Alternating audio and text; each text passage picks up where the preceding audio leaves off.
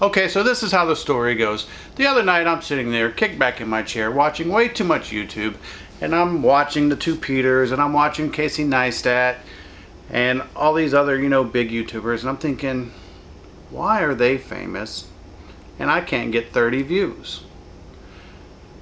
Why are they famous, and I can't get 30 views? And then bam, it comes to me.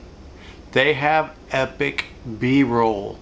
If I had epic B-roll, I could be famous too. So let's make some epic B-roll, and I'm going to share it with you right now. Let's get to it.